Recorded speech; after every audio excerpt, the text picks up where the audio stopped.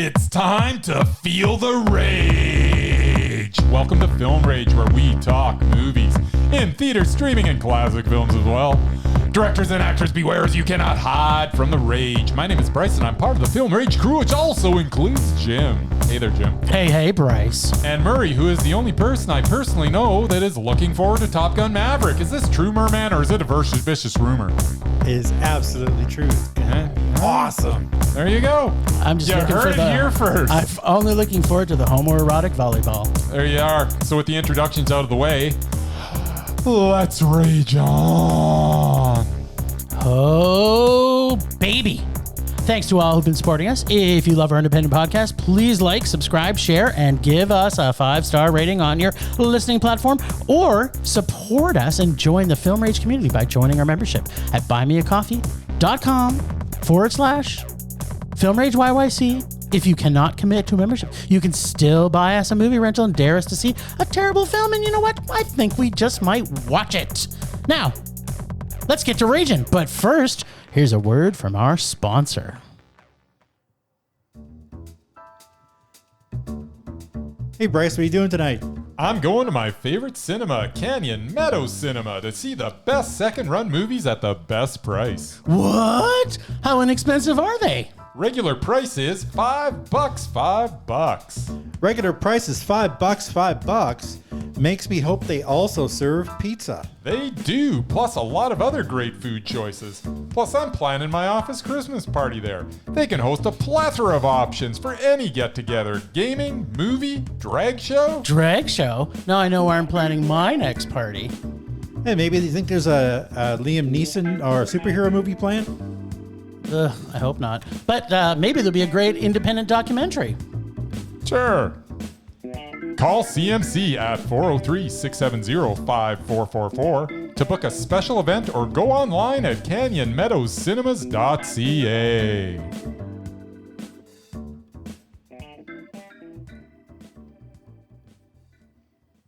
All right, cue that streaming music. We don't do no we don't got no stinking streaming. What? We ain't got no stinking streaming. What are you talking about? No streaming. Ah. I don't think, you know what? The world of COVID took away cinemas, and now cinemas is taking over streaming. We may never have to stream a thing again. We can only hope. We'll have to stream some stuff. You mean when the seventh wave comes? Yeah. Wow, we still got to stream our Rage or Dare movies, and amongst other things. That's true. But we're not actually streaming new content.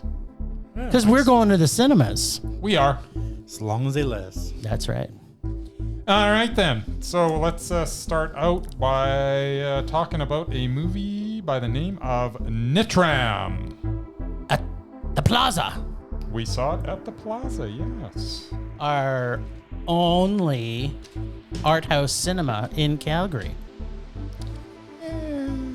You can't classify the other one as art house now. I guess They're not. playing what movies? I don't know what they're playing like. Anyways, doesn't matter. Nitram.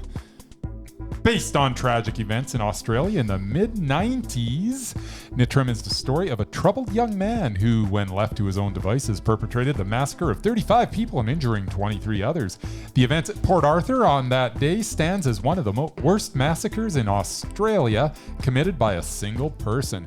This is one of the best acted films I have seen, with Caleb Landry Jones delivering a performance as Martin Bryant that I will never forget. Judy Davis as his mother and Anthony LaPaglia, who are almost unrecognizable, as his father, also delivers some of the best work that they have ever done, along with Essie Davis as Helen.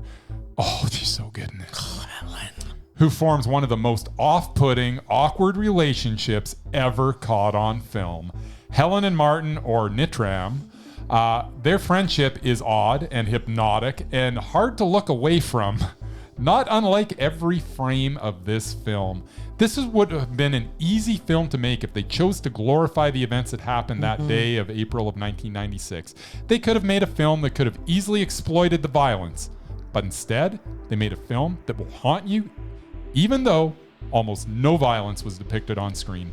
Every situation they presented is a tension-filled powder keg as I waited for this obviously disturbed individual to explode. They could have followed Nitram through that day in April, but I feel so much more was accomplished by not showing the massacre. The film had me feeling uneasy and wanting to look away throughout, but I could not look away from the screen as I was witnessing a career-defining performance from Caleb Landry Jones. This will go down as one of the best performances that I have personally ever witnessed. This was a carefully calculated telling of a terrible event in a masterful and haunting way. The film's agenda is well taken to anyone who witnesses it, and in my opinion, it is a worthy agenda. Nitram, for the powerhouse performances, the thoughtful presentation of a tragic event without the exploitation, and the extreme uneasiness it made me feel throughout, was Mondo.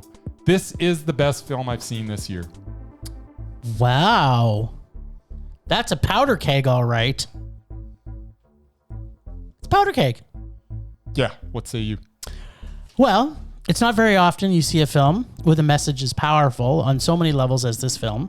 I knew nothing about this film going in other than who was in it, which was enough to get me excited because I love Caleb Landry. Yep. This film takes us on a journey that fully shows us a deep look at the character Nitram and everyone that he interacts with. I highly suggest, and unfortunately, I should have said this before Bryce told about what the actual story is, but I really highly suggest you see this without knowing anything about this film. Too late. But it's too late. You get to feel for our main character and his parents and what they are going through, his mental condition, and how it affects every single person that he comes into contact with. Our director does a very exceptional job of weaving humor into a film that is weighted down with dread.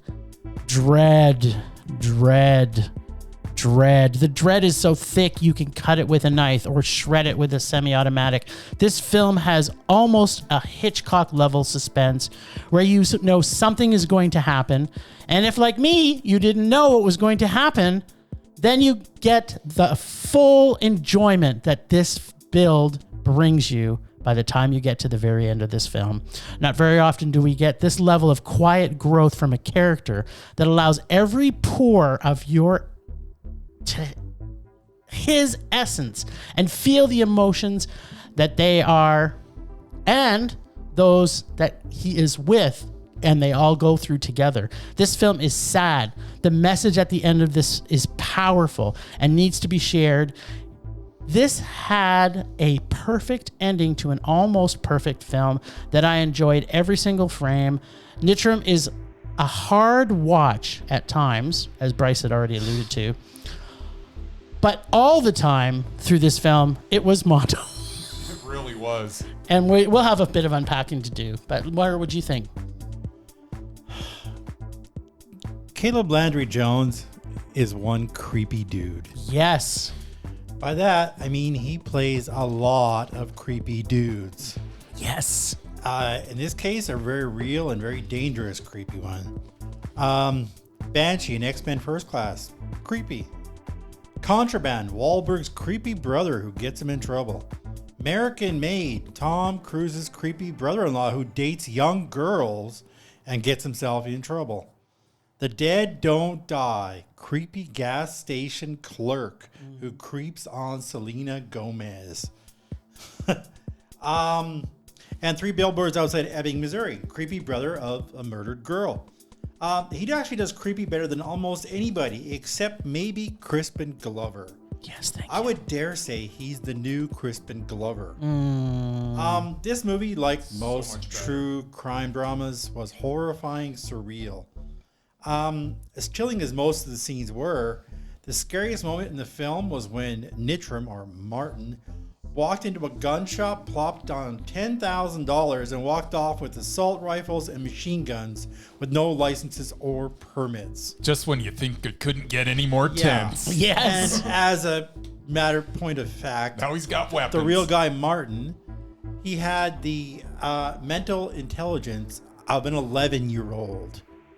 And he had an IQ of 66. And this person walked into a gun shop and walked out with assault rifles. And basically, to your point, Murray, at that point in the film, he needed to have certain things. Yeah. But the guy just overlooked it for an extra. Yeah, because for the money. Bunch of cash. And yeah, like after this tragedy happened, they overhauled their whole gun licensing program, and according to the movie, now there are more guns in Australia than there were back then. So I don't know if anything was accomplished. Anyway, yeah, this isn't really an American story. It's a Tasmanian one. It was a very good film. It was a solid performance by Jones, and a rare sighting of the unrecognizable Anthony LaPaglia. Like, I didn't know it was him, really, until I read the credits.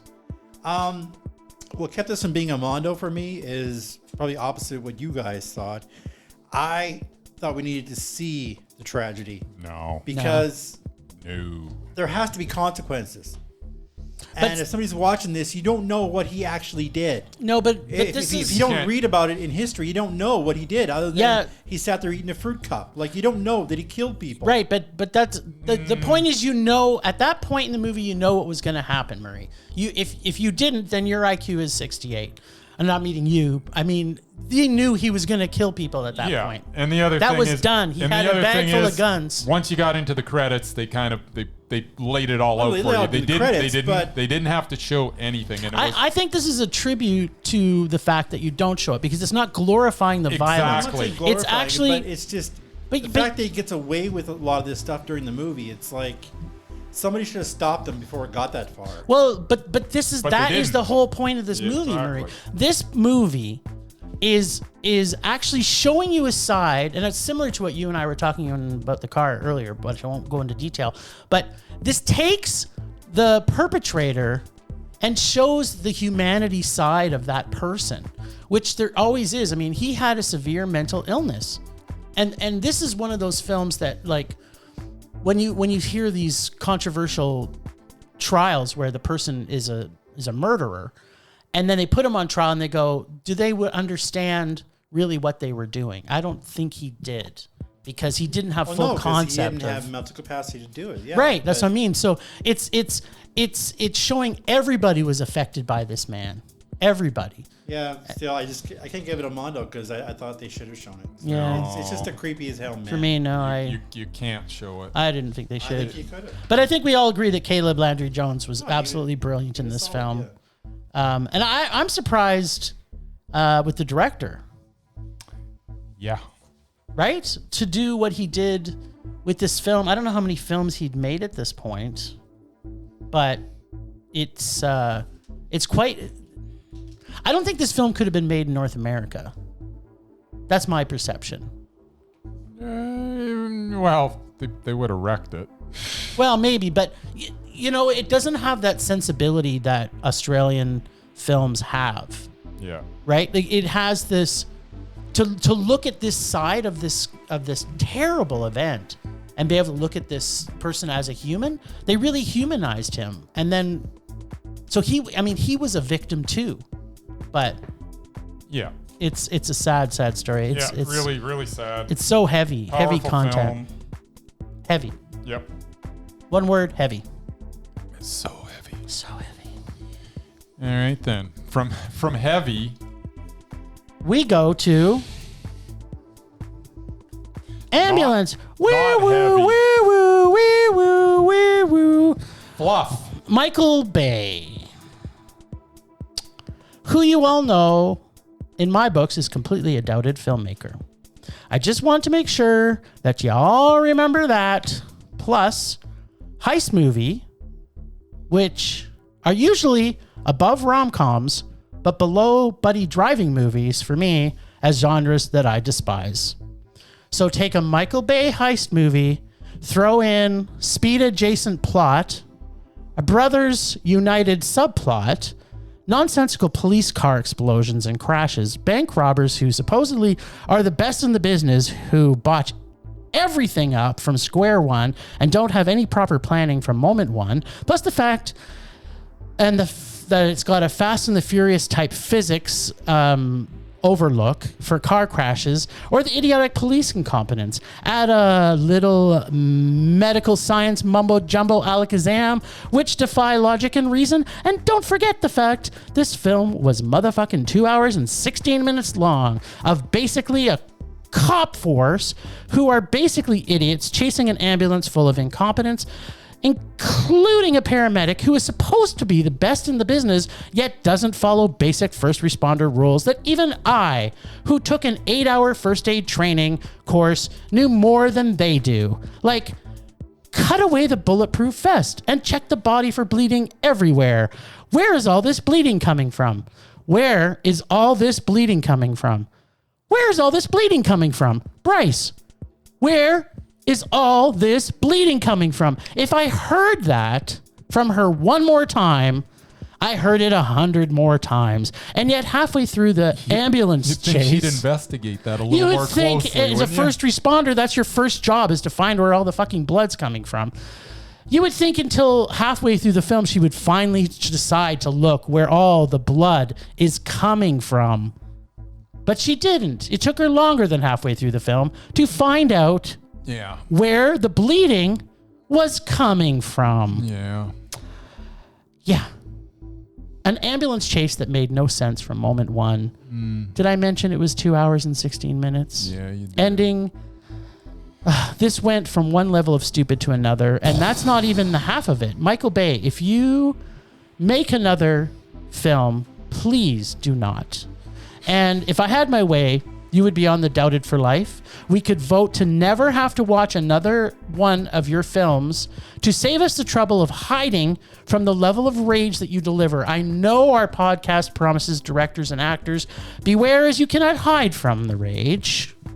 But apparently it's I who cannot hide from the rage he delivers to me every single time he touches a fucking camera. That's it, I'm done. It's a rage. I have so much to unpack on this, but I'd love you all to at least talk about how much rage this delivered each one of you. Okay, then. Of the three of us, I'm the one who would most enjoy a Michael Bay film. That is true. After all, with the exception of the world's worst actor, Ben Affleck, No. I actually enjoyed Armageddon. So, yeah, this is a piece of crap. It was a 2-hour car chase scene. 2 hours and 16 minutes. No, 15 minutes was in the bank. Or it was Speed with an ambulance. There you go. Bay obviously didn't do any research on how real police handle these situations. So he just makes stuff up. Yep. I've seen enough TV shows and movies to know what real cops are supposed to do in this kind of situation. I know real cops. And that's not it. Like, they're trying to shoot the driver in the ambulance during a chase situation when there's a dying cop in the back of the vehicle. Or using every cop in the entire city to run them off the road. Were they trying, though? That's what Well, they weren't succeeding, but they were definitely trying. They had all these huge SWAT vehicles and tanks and everything else. They still couldn't do anything. Yeah, performances were all abysmal. Jake Gyllenhaal, what the hell were you doing in this turd burger? Too many sweeping, choppy camera moves and complete unbelievability. Yeah, I'll be talking about that. Yeah, it was pure rage. Nice. And that wasn't just a rage from Murray. That was pure. Pure rage. It was pure, unadulterated and I like rage. my action films. He This does. is terrible. Remember, he's the biggest fan of Old Man Neeson. That's true. They should have got him in this. It would have been better. All right, Bryce. How much rage can you take this week? Jesus. Jesus is going to help you now, buddy. There's no help from Jeebus. Michael Bay, please stop making movies. Every shot does not have to be moving. There is no law that you have to cut to a different angle every 3 frickin' seconds. Every other shot does not have to be a Dutch angle. If you have two people in a room having a conversation, there's no need to circle them with the camera repeatedly. The one solace that I can take away from this, at least this turd of a script would have been bad no matter who made it, just not as bad. On that note, Who would read this and want to be part of it? What were you thinking, Jake Gyllenhaal and Yahya Abdul-Mateen II? Why are you in this crap? There was so much dumb in this movie that it would take a 50,000 word review to scratch the surface. One of the most ridiculous things in this whole film was the whole multiple ambulance diversion scene, or maybe it was the fact that she clamped an artery with her hair clip, or maybe it was, no, I'm not going down that road because it's a road that never ends. This was a film of never-ending dumb, plus it gave you motion sickness with its needless camera movements and inexplicable angles, and do not forget about the headache you will experience from the extreme noise that is unrelenting. This was another Michael Bay rage. Add it to the pile. His head's gonna explode. I'm begging you, please, can you go back and watch Pain and Gain? Please just rewatch it with new eyes. Is that one of his too? That's the only reason Michael Bay is not on our doubted list. I'm begging you, please rewatch it. I will pay you money. I have $5 in my wallet. I will pay you $5 to watch Pain and Gain. And then if it's a meh or a high meh, Michael Bay is on the doubted list for life. Sorry, we're sidetracking. We'll talk about the list later. But I still have that $5. Murray, we're waiting. We're waiting? Oh, yeah, right. Sorry. This is the highest level of... Rage! Rage! Rage! Who brings their dog to a fucking... like that from moment one? Was that supposed to be funny? Apparently, I don't the know. crime-solving team was Turner and Hooch. He was actually the best written character, not the dog, but the owner of the whole film. The guy showed up in a USC I hat. actually didn't hate And a him, hoodie. but he was he was an idiot too. Like, yeah, they're all idiots. like I've Nothing never made seen. sense. To Murray's point, there wasn't one thing that an actual police force would like. No. I almost imagine that when Michael Bay works on a film, that he's actually just going, you know what would be fun? This. It doesn't matter. Yeah. It doesn't. But should we fact check? No, facts are for kids. Yeah. This is not a fact I think film. he just gets off on setting up these ridiculous frickin' shots. It doesn't matter what the story is, just so he can just look at what I can do with a camera. It's so cool. And no, he's met real cops because they end up blocking traffic for his stupid stunt scenes. Yeah, they should. He probably should have walked over to one of Should've those over and cops asked and a said, few of them "What their do real opinions. cops actually do?" So what in would this you do car in this chase?" situation? Or how, you know what? Being the banker of old, just so everybody knows, they had 2 bags of cash that they brought on the ambulance, Yeah. which they tried to convince us 16 million. was 18 million. That was 16. No, well, even if it was 16 million, just so you know, a bag that size of hundreds, if it was hundreds, is only 1.8 million. So those 2 bags of cash was 3.6 million at most. Not even close to 16 or 18 or even 10. Do they make $1,000 but bills? They probably had like $4 or $5 million bills in each one. Though. Sure. Right, $1 million. The Yeah, $1 million in bills, the Michael yeah. Bay universe, they had There are $1 million $1 million bills. bills. There you Yeah. go. Okay. Oh. Well, you know what? You don't want to misplace one of those. It's- No. You know what's so great about this week? I don't. That isn't the worst movie we've seen. That isn't the worst movie we've seen. Oh, I would say it was, but I know think what it's you're a tie. getting at.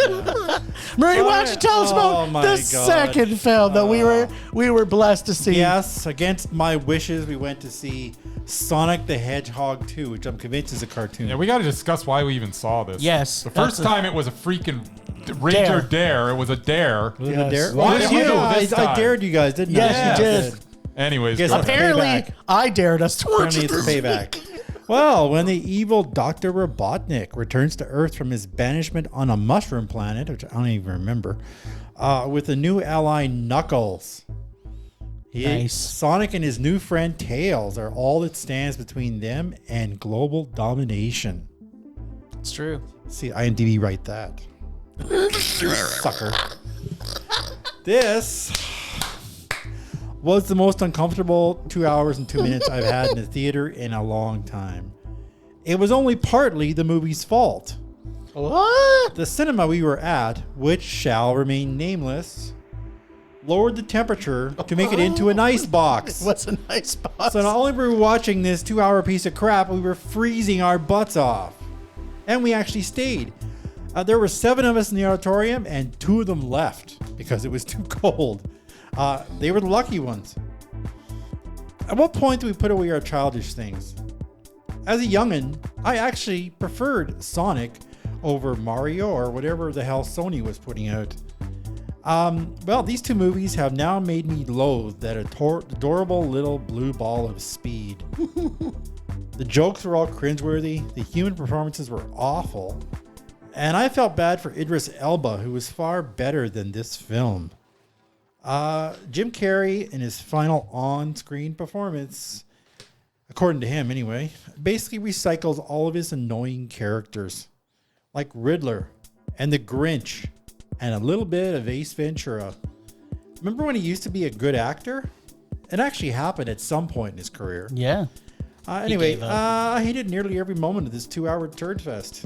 Then again, I'm 51 and not 6. So yeah, speedy blue lightning rage. It wasn't made for 6-year-olds either. Well, they might have enjoyed it more than me. Okay. I have no idea what I just witnessed. I thought it could not be worse than the first one. I was wrong. This was not made for adults, and it wasn't made for kids either with its bloated runtime. So who the hell was this made for? This was another Sonic Rage. I'm not talking about this movie. Great. This is awesome. Well, I promised him it would be worse than the first one. In fact, before we watched it, possible. I knew it would be possible. I don't actually feel that it's fair, though, that we actually review these types of films anymore. Movies about video game characters are never anything I ever wanted, think should exist, or imagined would be something that would be a thing. But apparently, the constant viewing of society of superhero films with the same plots and outcomes over and over and over and over and over and over and over and over have required greater tests of our intelligence to the point of not only making movies about video games, but also making sequels to said movies. I just want to know, what will we get next? Is it going to be Missile Command, The Next Generation, or Invasion of the Space Invaders? Or perhaps what I'm most excited about seeing will be Pong the Musical. Burger Time. Well, Burger Time I would go see because it looks delicious. But because I paid $10.50, I'm going to have my say. This movie makes no sense. And there are way too many levels that you have to beat to get to each and every boss level. The big boss level was ridiculously long, and just like all video game movies, this is a rage. I think that's enough said. Yeah, except we need to talk about we can't. No, we don't need to talk about anything. No, we need to talk not about the movie. I'm done. Okay. We need to talk about the fact that it doesn't matter how many movies are in cinema. We're not seeing movies for kids anymore. Yeah, I thought we already had that conversation. I thought we did. But then you said we're going to this weekend. Well, it was the only one of 4 that was playing. So if there's only 4 movies playing, then we're not. And if one of them is for kids, we're not going to it. We're not going to it. It's a rule. It's the rule I had about cartoons. And if it's an animated film for adults, it's not for kids. There's exceptions to every rule, which will be voted on. Exactly. By the Film Rage crew. If 2 of us say yes, we should go to this, then we will. Is that like when I wanted to veto Maverick and the 2 of you said we're going to see it? Yes. No, okay. I've said several times, you guys are both welcome to not go see it. I will see it and review it. I think we need another voice, unfortunately, with that one. Yes, there, because that's a skewed voice. We don't need someone going all gaga over Maverick when we already seen the commercial. The truth needs to be told. I just don't know if I can. You know what? We'll still have to agree on any movie that's made for family friendly or kids movies. Yeah. Or, okay, I'm putting in this one too. If it's a video game movie, same goes. Yep. I don't care what it is. I don't care if it's Mortal Kombat, which you gave a meh. I want to slap you for that too, because that movie was terrible. Yep. If it's a video game movie for kids, animated film, that's not for us. That's not our podcast. Yep. That's it, folks. Wait. Badoo.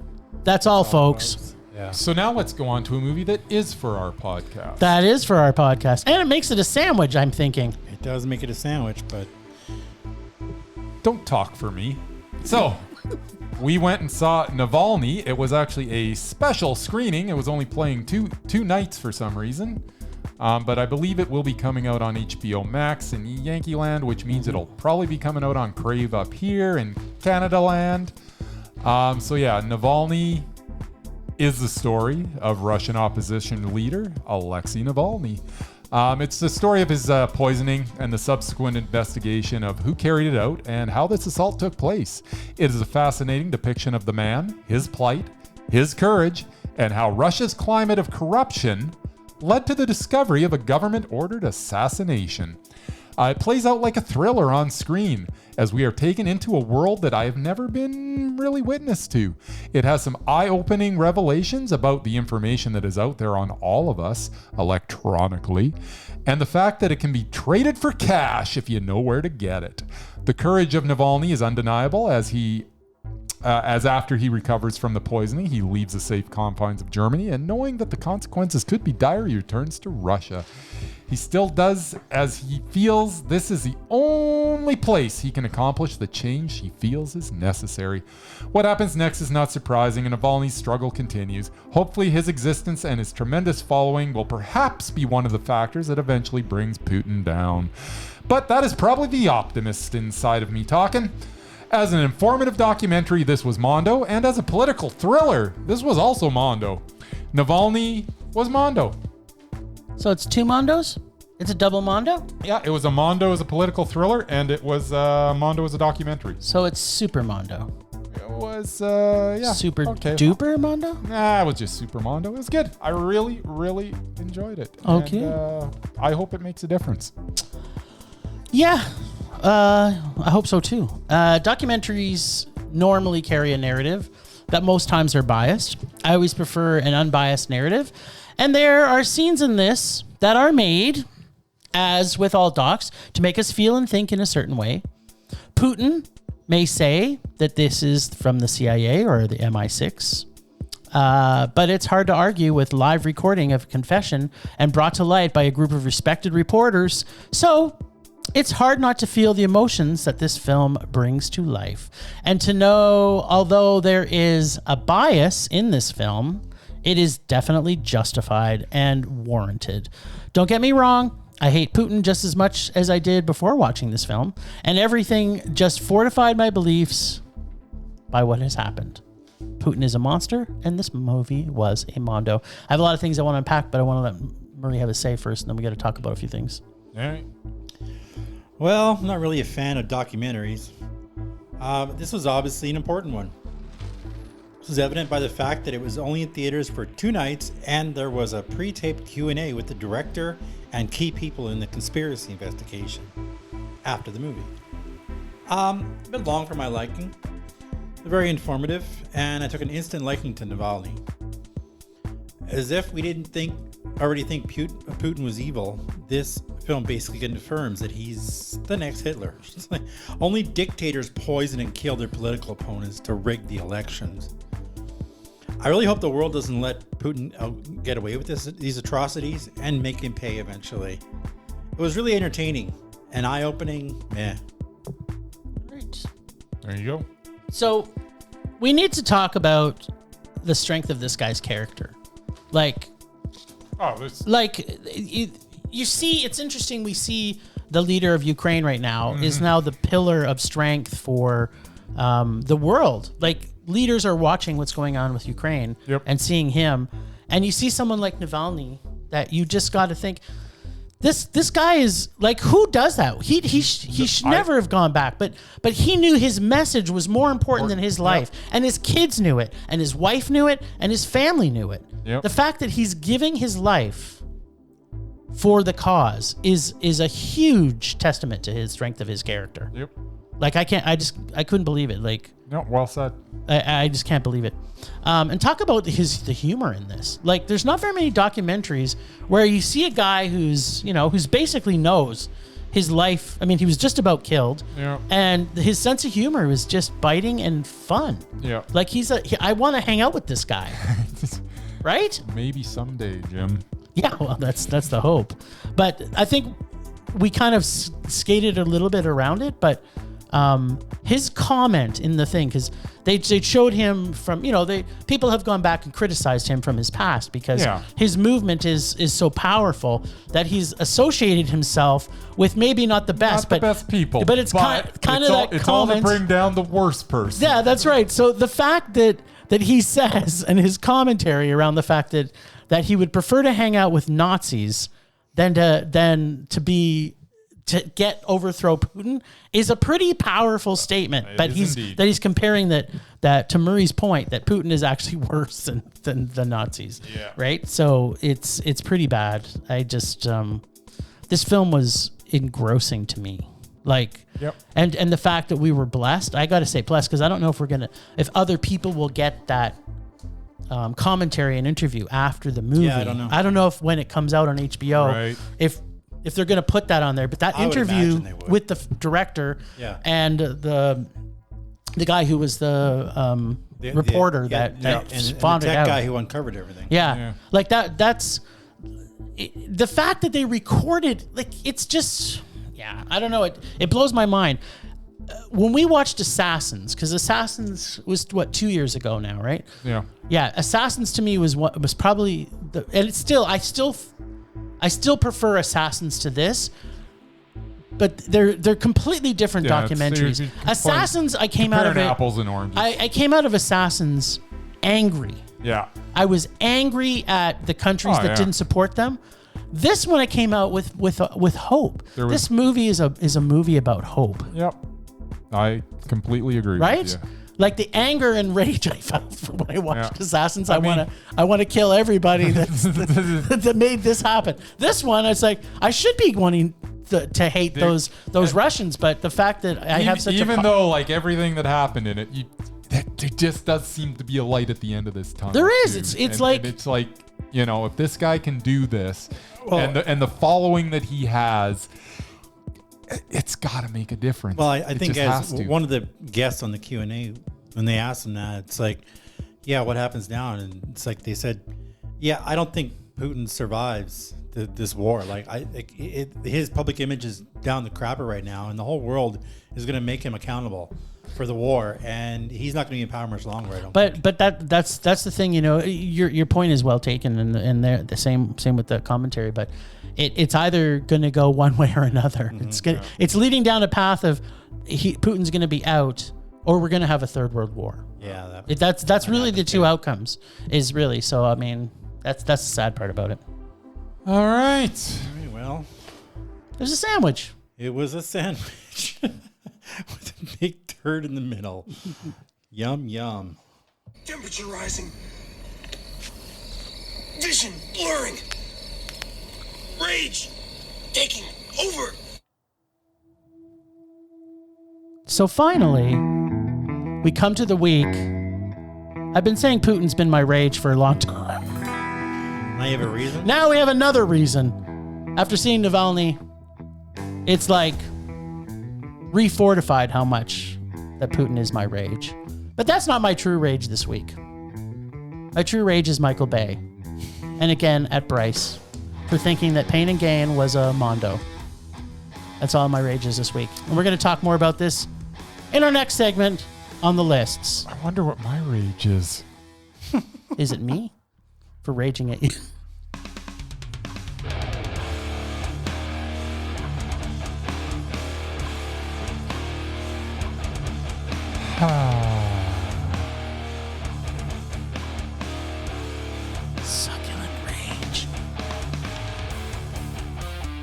Michael Bay is still making movies. That is my rage. You're almost 60 now. Isn't it time to retire? Enjoy the rest of your life. Travel or take up a hobby that involves me not watching another one of your motion sickness inducing, over-bloated, noisy attempts at cinema. Please, Michael Bay, I'm begging you. Stop making movies. Well said. Proceeding was brought to you by the Michael Bay Fan Club. The anti-Michael Bay Fan Club. Hey, everybody, I'm Jess. And I'm Ebony. And we are the Gruesome Twosome Movie Reviewsome. We are about the wacky, the wonderful, The weird. the strange, The unusual. the gore, The fucked up. the actors, the connection, Theatre. the passion, the love. Pretty much everything that Comes film with film. represents. Yeah. But if it's on a screen, we are there. We are reviewing. We love snacks. We love people. We love love. We and just love film. we love films. So come join us on the couch. if you're as crazy as film as we are, come join us and have a good time with us. See you soon, my loves. Bye. Well then. Well then. Gruesome twosome. I like snacks too. Snacks are doesn't? delicious. Snacks are delicious. A nice, Well- nice celery stick with some hummus. Gross. Or peanut butter. Or dip it in sugar, then you're talking. No, that's gross. Celery stick dipped in sugar? Damn right. Ouch! And rolled in chocolate. And then deep fried. Believe me, it probably exists. It probably does. Well, I didn't really have a whole lot this week. I was just basically going to say Putin sucks. This is our Murman Minute? Yeah, You no, can't. You I- gotta find a positive. I thought of something else. You got. Oh, Positive, thank but God. We recently lost another comic legend. Yeah. Gilbert Gottfried died Yeah. a couple days ago. Well, not really known as a movie star per se, or any even, spectacular films. He is He's a voice. undeniably, most recognizable person in any movie. Yeah, right away, he's- just from the sound of his voice, boom. And he added life to pretty much everything he was in. He was in Aladdin as I think he was the bird, wasn't he? Iago, yep. And Problem Child, he was a bad guy. My favorite movie actually that he was in was The Adventures of Ford Fairlane, which I own, which I will never dare you guys to watch because I know you'll rage about it. Yeah, you're probably Starring right. Andrew Dice Clay. And I Forget think about Vince Neil's in it too. But yeah, Gilbert Gottfried was awesome in it. And yeah, he's mostly a stand-up comic, but he was a lot of fun.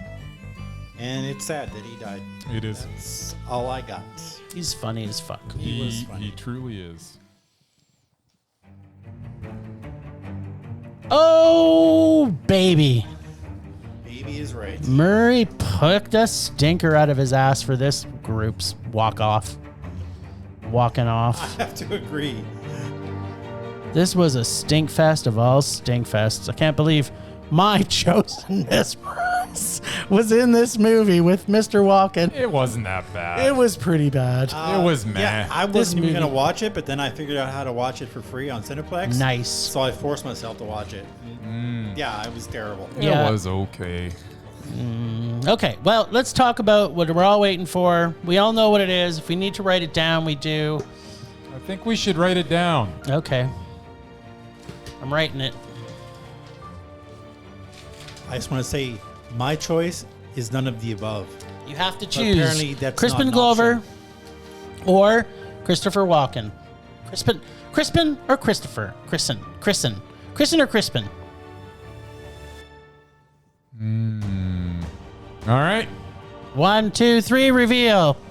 Oh, for crying out loud. What? You are so wrong. What? Christopher Walken was terrible in this movie. Of course he was. He was awful. Crispin Glover, Crispin Glover was- had 3 lines. He had more than 3 and he- lines. he had more than Anytime he 3 stepped lines, on and he screen, wasn't mesmerizing at all. every single time he stepped on screen and went into the fridge, he was mesmerizing. You're a When he was joke. at the beach, he was mesmerizing. No, he When he was wasn't. on the couch, he was What mesmerizing. a joke. Kiefer was Chris- more mesmerizing. He didn't have any lines. Christopher Walken was awful in this. If I saw this movie, Christopher Walken, number 1, was not awful. he in was this. awful in this movie. He was and number literally 2, boring in it. Crispin Glover was boring in it. Crispin Glover was mesmerizing. No, he didn't. Every time he went to the fridge. His eyes, it's all in his eyes. You got to see it. You can talk about Japanese you know cube. what? I'm not talking about it anymore. Let's just move on because Okay, well, I'm just so disgusted with you. Can right we now. at least admit Yeah. that we need to talk about Mary Stuart Masterson and how repulsive she is every time she's on screen? She's pretty bad.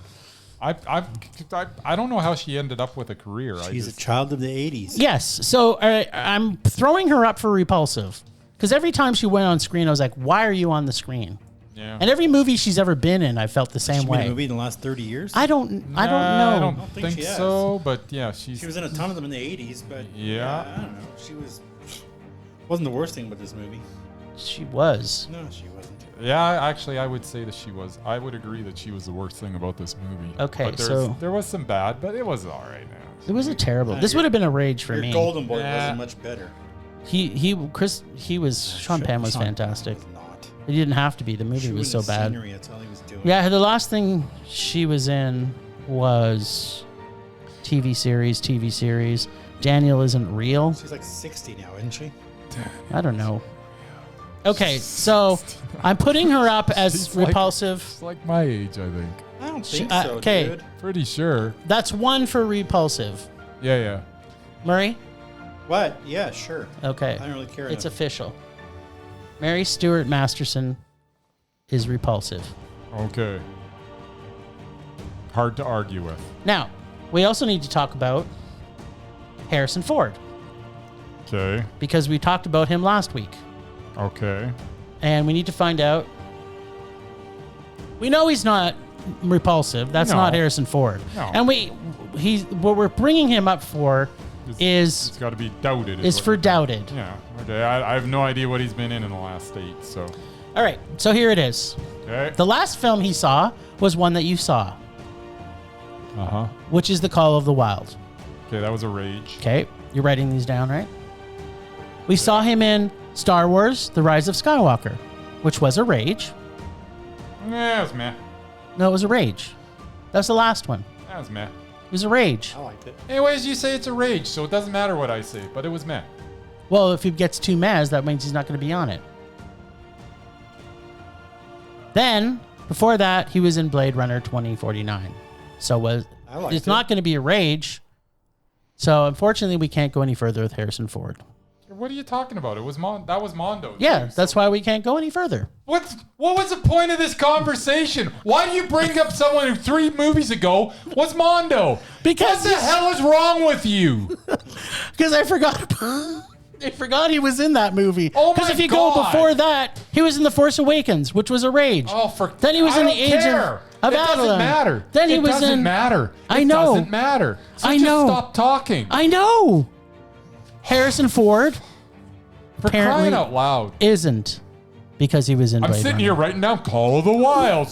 And then, oh yeah, Blade Runner was Mondo. You're a freaking idiot. I can't believe you didn't give The Rise of Skywalker a rage. What the hell almost- does that? It doesn't matter I'm what almost I gave positive you gave it a It doesn't matter. I know. None of it matters, I know. Jim. I was just wanting to find out. Yeah, let's move on. Are we done with that? Yes. Okay. I still think he's not making good movies. Last time on Rage or Dare, Bryce whined as usual about having to pick from Jim's bag of rage, where he picked I do it every week. second Dennis Rodman flick in a month when he chose Simon Says.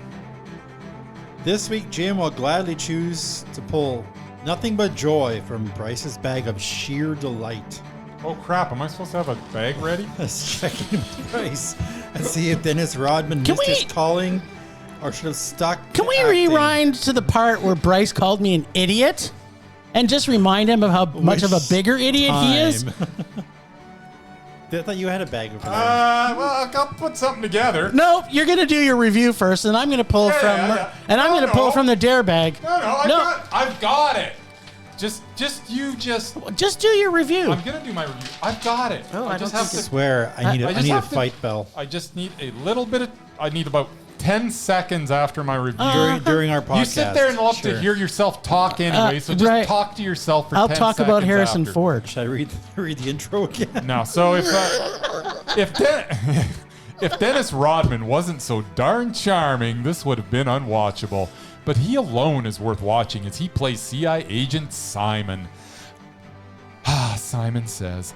The rest of the cast was awful, with an especially cringe-worthy performance from Dane Cook. How did this guy ever have a career in entertainment. He is literally the opposite of funny. Yep. Still, we had Dennis Rodman doing what Dennis does, and that is simply being awesome. Plus, we had 2 scenes in this that were so good, I will never forget them. One had Simon scaling the walls and ceiling of a tunnel riding his motorcycle, basically doing a loop-de-loop, and to witness it is to experience pure joy. The other scene had Rodman leaping out of a window, grabbing onto a pillar, and then sliding down using only his legs as he fired up at the bad guys who were actually about 10 feet to the right of where he was firing. And then while continuing to slide down, he leaned backwards Of course he did. and fired at the bad guys on the ground, at this point only using his ankles to grip the pillar. Is there nothing Rodman cannot do? That is a man with tremendous lower body control and perhaps the strongest ankles in human history. Rodman is amazing. And while the Dane Cook factor stopped this from being a higher rating, Simon Says was still a man. You know what I'm thinking? I don't. I'm thinking we might have to talk about Dennis Rodman next week. Moving him At the where? very least, the guy's mesmerizing. Anybody that says he's not is an idiot. I'm just going to see what else he's been in. I know what he was in. The Chicago Bulls. Oh, yeah, he was in that too. He's pretty mesmerizing on that team too. Not really. Yeah, it It was. was all Jordan. Okay, so Whatever. He's Dennis been- Rodman was all D all he the was time. he's in the TV series American Gangster. Shut down anybody. He's in a music video. He was in an episode of the Trailer Park Boys. Blunt movie, which I have a feeling he smoked some weed in. You think? The Minis, No idea. starring Dennis Rodman. Of course. The Comebacks, starring Dennis Rodman. Produced by? I guarantee every one of those movies is awful, and he is awesome in every single one of them. He was in a TV movie called Cutaway. Yeah. Doesn't ring a bell, but once again, It's probably amazing. probably- Oh, he was in Eddie, that fantastic movie with Whoopi Goldberg. The basketball movie? Yep. yes. Where she plays the head coach of the New York Yes, Knicks. I remember. I tell you. All right, now give me one of those stink bottles. Just, Just give me one. just- Get your. here. Apparently we're overworking There you Bryce. go. Apparently, we know who the real idiot is on the show. All right, I'm gonna see Hello, Dolly. Yes, hello, Dolly. Like a musical from the 70s? I love Carol Channing. Is Carol Channing in this? I sure hope so. Couldn't even tell. Oh, even better. The queen of screen herself, Barbara Streisand. Walter Matthau? I can't wait to watch this. Hello. Come on. We got to have... Carol Channing's got to be in this. I don't think she That's her is, song. Isn't that her song? but I don't think so. I've always known it as Hello, Dolly. Yes, hello, Dolly. Nope. No Carol Channing. Maybe it's not going to be as good as I was hoping it was going to be. Maybe not. Yeah, I'm kind of excited about it. right. Hope I can get this. You Do can. oh, good. I love it when you. I made sure that these are all very gettable. Oh, yeah. I had some on my list that I couldn't put in because I'm like, he's not going to be able to get it. But I made sure that these are very, very gettable. I am actually super excited because I love Walter Matthau Who doesn't? and I love Barbara Streisand. There you go. And Yentl herself. and you love musicals. And There you go. yeah, I don't like that. Oh, Is this a musical? yeah. Oh, right. Barbara Streisand's in it. Right. But she was in. I hope Walter Matthau sings. Sure you will. Do you think he will? I think he might. I've heard him sing. He's got a voice. I don't think she sang in. What was that movie she was in with Nick Nolte, where she was the. God, I don't know. I don't know. Prince Remember? of Tides. Yeah, Sure. she that didn't sing it? in that. Yeah, that was it. Sounds right. Which was a great movie, and she did a great job. And I don't think she sang. Yeah, but this is Hello Dolly from 1969. 69. Yeah, I was gonna say I love 69. It's a good number and a good year. There you go. I'm Enjoy. excited. Well, you should be. You've just excited. given me the Dennis Rodman equivalent of 1969. musicals. Enjoy.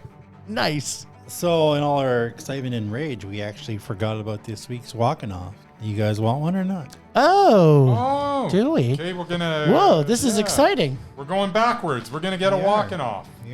It's a walking off if you want it. Oh, of course we want it. You Yep. really, really want it. We really, really want it. All right, you ready? Yep. True Romance. Oh, no. Christopher Walken. This is the one you've and been asking Gary Oldman. Oh, crap. for. Oh, crap. They never share the screen in it. No, they don't, but they don't have to. But there's. I don't even have to watch it, but Are you I kidding? will. It's Gary Oldman all the way. Gary Oldman. Shut up. There you go.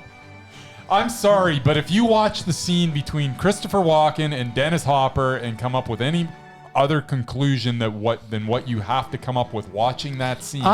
You know what? I hated this movie so much, but I'm looking forward to it because that's true. That scene is There is amazing. one But maybe scene. there's a Gary Oldman version I of forgot that. he was even in it.